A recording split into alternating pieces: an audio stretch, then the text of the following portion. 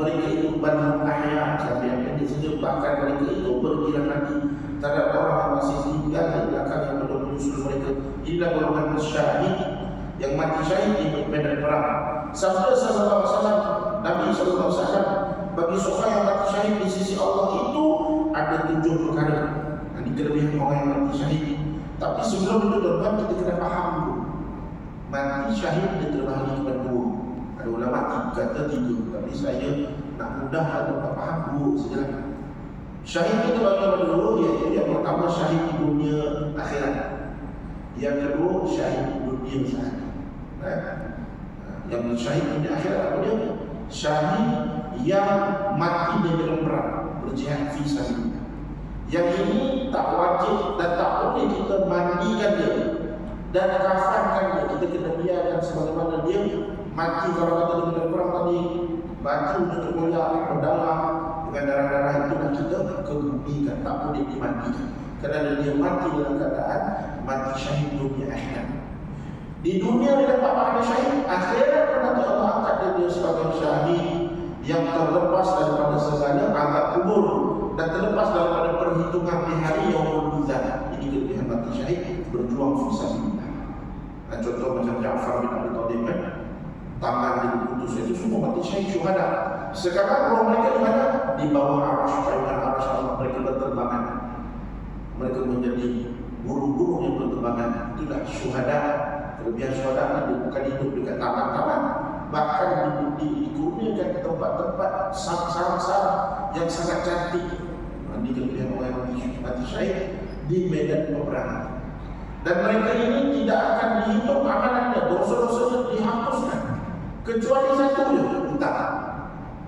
Tapi hutang pun dia bayar dengan sedikit saja pahala syahid itu, dia boleh bayar hutang untuk orang yang dihutang dengan manusia lah. Hutang dengan Allah untuk lunaskan. Hutang dengan manusia katakanlah hutang dengan manusia tak punya 30,000. Sedikit sahaja pahala syahid, tapi dia bagi pahala itu kepada orang yang hutang, habis settle. Cuma ada hutang saja dia akan dinilai hisab dia berbeda. Adapun dosa-dosa kita semua diampunkan. Masuk syurga. Ini golongan yang pertama, mati syahid di akhirat. Ini yang di medan perang telah diproses di Syria, di Yaman dan sebagainya kan. Golongan ini mujahid dipanggil al-mujahid. Jadi mujahid ini kalau meninggal niat dia ikhlas kepada Allah, dia dapat pahala syahid dunia dan akhirat. Adapun yang kedua, syahid dunia sahaja.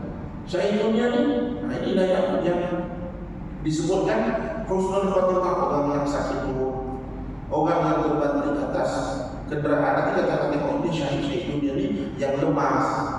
Itu dikira mati syahid juga, tapi syahid dunia sahaja.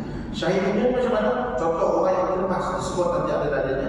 Orang yang mati lemas, dia tak boleh nak selamat lagi, dia lemas. Maka dia meninggal kerana lemas, Nabi sebut dia dapat pahala syahid dunia. Dan di hari akhirat Allah akan bagi dia sejumlah pahala syahid. Kerana apa? Kerana kesakitan dia menghadapi saat kematian yang amat menyusahkan, yang amat membenarkan, yang amat dahsyat, maka Allah bagi dia pahala syahid. Syahid kerana mati lemas. Mati lemas bukan mati yang mudah, dalam saat-saat waktu maut ini nak kena tenggelam dari air ini. Begitu juga dengan mati yang lain-lain yang ada jenis mati syahid dunia. Contohnya yang kena kanser, itu pun dikira mati syahid dunia. Nanti kita akan tengok dari dia. Ini dua, mati syahid yang benar perang, yang di benar perang adalah mati syahid yang jelas mendapat pahala dunia dan akhirat. Adapun mati syahid sebab penyakit-penyakit tadi itu, wajib tak kemudikan, wajib tak dikafankan, wajib tak dimandikan, wajib. Dengan mandian aja, kapan pada bertingkah, tak boleh kena kemudian dia. Adapun yang mati syahid di akhirat itu tak boleh dimandikan, tak boleh dikafankan. Tanah kemudikan sedemikian. Adapun mati syahid dunia meninggal mati, itu tak kena dimandikan seperti biasa dan dikafankan seperti biasa dan dikemudikan seperti biasa. Itu beza. Bagi seseorang yang mati syahid, jadi di medan perang kata Nabi SAW, ada 7 perkara. Yang pertama, diampuni dosanya sejak bulan pertama darah yang tumpah. Dia menyaksikan tempat duduknya di syurga, subhanallah. Dia melihat, dia mengenakan pakaian perhiasan iman. Dia dipersunting oleh 72 bidadari. Ini kelebihan orang mati syahid di medan perang. Dia dihindarkan dari azab kubur, kata Nabi. Dia diselamatkan saat kehidupan yang dahsyat, yaitu kiamat. Dia disematkan ke atas kepalanya mahkota kebesaran dari batu mulia. lebih baik dari dunia dan sisinya. Subhanallah. Pakai mahkota ini ada banyak 7 kelebihan orang mati syahid dunia akhirat. Dan dia mendapat memberi syafaat 70 orang keluarga itu. Subhanallah. 70 orang untuk diselamatkan syafaat daripada kalangan ahli keluarga. Cuma kita ni tak mampu nak pergi berjuang di Palestin. Sebab apa? Berdasarkan akta perundangan lembagaan kita punya keluarga negaraan. Ada satu kaedah Nabi kata, kalau kita nak dapat seorang mati syahid di medan perang, Nabi kata sebelum kita tidur, niatkan untuk mati syahid seumpama mati di medan perang. Niatkan setiap malam, ya Allah kurniakan aku ganjar. Dia kata malam terakhir aku kurniakan aku mati syahid seperti mana ribunya aku nak mati syahid di medan perang, seperti Ja'far, seperti Khalid, seperti Sa'ad bin Mu'adz. Sa'ad bin Mu'adz itu meninggal bergerak hebatnya di antara sahabat yang mati syahid dalam perang. Maka kita kena ada niat setiap malam, niat ya Allah dalam malamnya aku meninggal, biar tak aku masuk kalangan orang yang mati syahid di medan perang. Kalau dia meninggal malam itu, kata Nabi, dia mendapat pahala seorang mati syahid di medan perang, walaupun tak ada rumah. Ini antara kaedah kita untuk dapatkan pahala seperti mana ataupun ganjaran seperti mana orang yang mati syahid di medan perang. Subhanallah. Itulah kelebihan dari umat Nabi Muhammad sallallahu alaihi wasallam. Dari seorang sahabat Nabi sallallahu alaihi wasallam, bahawa seorang berkata, wahai Rasulullah, mengapa orang mukmin menghadapi fitnah dalam kuburnya kecuali yang mati syahid? Sabda Nabi sallallahu alaihi wasallam, cukup kilatan pedang di atas kepalanya sebagai ganti fitnah. Hebatnya, belum kena pedang ni, kilat bersinar di atas pedang. Orang pedang musuh mengilas atau musuh membunuh, pedang itu tak kena pada pun, cahaya daripada kilasan itu pun sudah cukup menghapuskan fitnah dalam kubur. Subhanallah.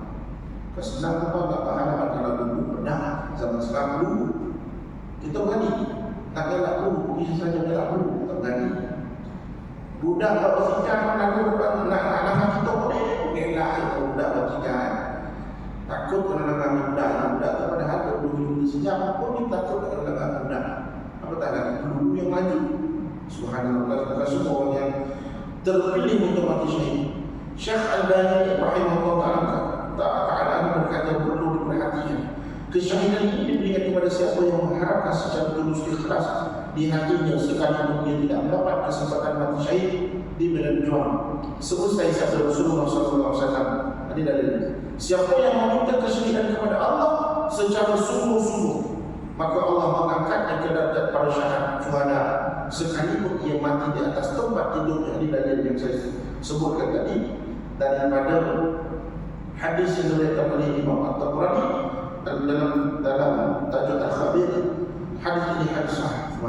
Jadi tuan-tuan, kaedah kalau kita nak dapat seperti mana pahala orang yang mati syahid dunia akhirat tadi, niatlah sebelum tidur, ya Allah kurniakan aku ganjaran mati syahid seperti mana orang-orang yang mati syahid di medan perang. Niatlah setiap malam lepas baca ayat kursi, lepas baca 30-40, lepas baca doa, kemudian kita bayangkan perjalanan kita, ya Allah aku rindu sangat nak berjuang seperti mana para mujahidin di Palestin, nak bantu tapi tak mampu. Tapi ya Allah, andai kata peluang itu dapat diberikan kepadaku, aku ingin niat untuk mati dulu sebagai mati di kalangan orang-orang yang syuhada di medan perang.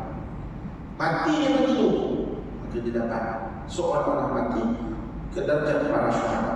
Subhanallah. Baik, yang kelima, keenam, yang ketujuh, mati husnul khatimah yang terakhir adalah yang terjatuh, sesiapa yang terjatuh daripada binatangnya, yakni kenderaan di jalan Allah. Barang siapa yang terbanting, terpelanting daripada kenderaannya, dan sesiapa yang disengat binatang berbisa di jalan Allah.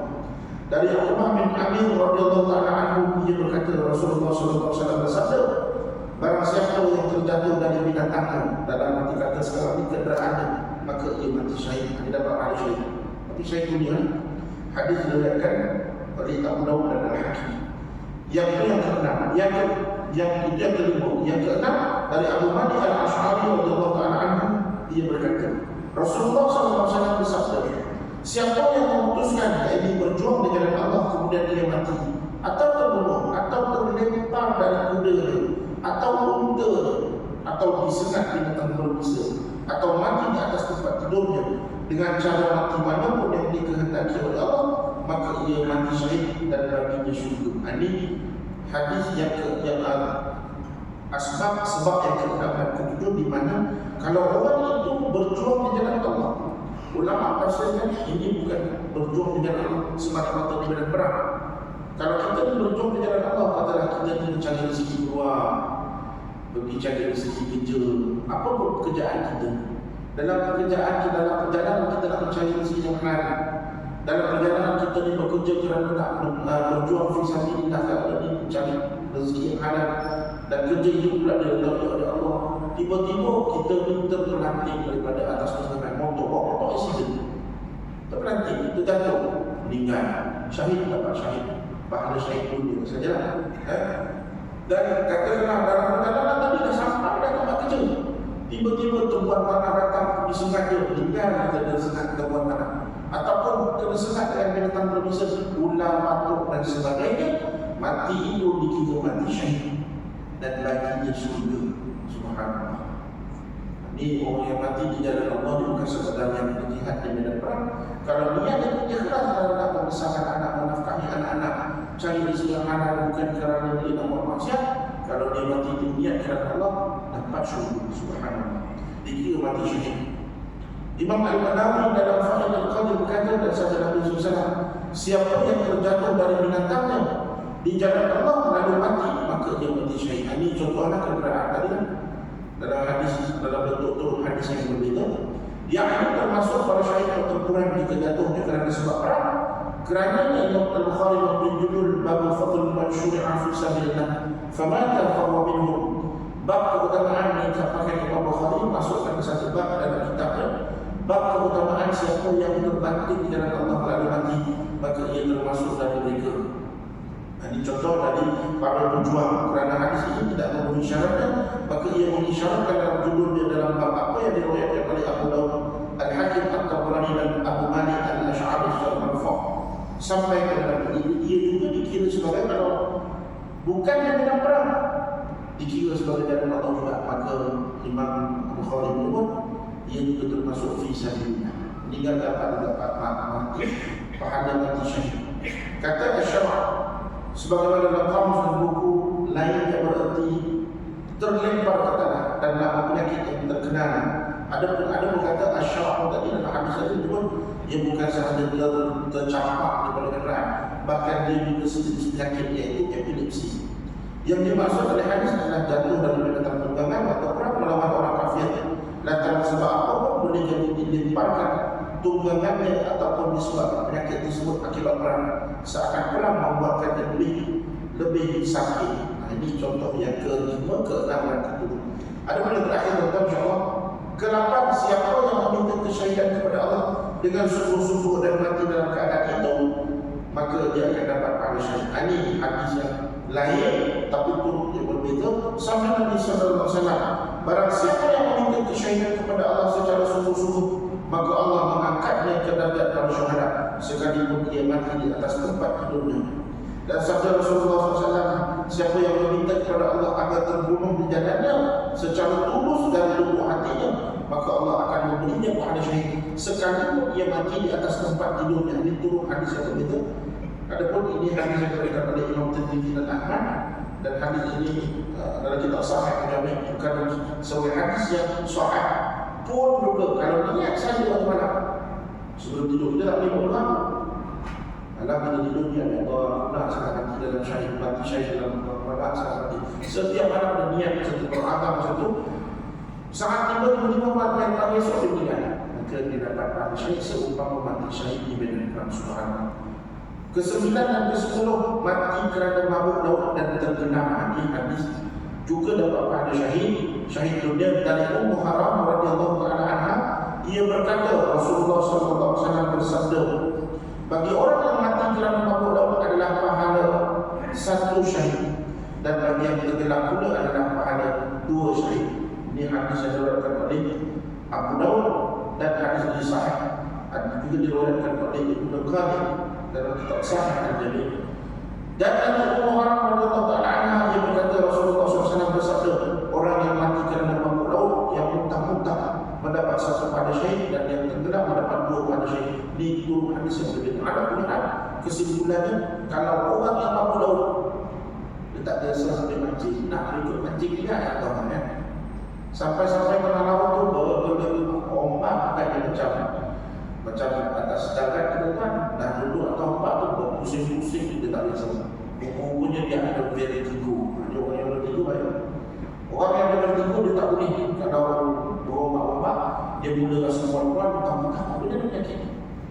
Dan dia meninggal disebabkan itu dia dapat sakit masyarakat. Tapi kalau dia datang penipuan tadi itu terjatuh laut, lemas pula dua manusia. Subhanallah. Itu sangat keseluruhan dia adalah 10 husnul khatimah daripada 57 jenis husnul khatimah. InsyaAllah ada rezeki kita sambung pada waktu yang lain. Ada kita datang dari Allah. Semoga kita Allah mahfad pada husnul khatimah. Berataskan adanya Allah husnul khatimah. Sallallahu alaihi wasallam Muhammad wa ala alihi wasallam. Tutup dengan kafarat majlis dan surah.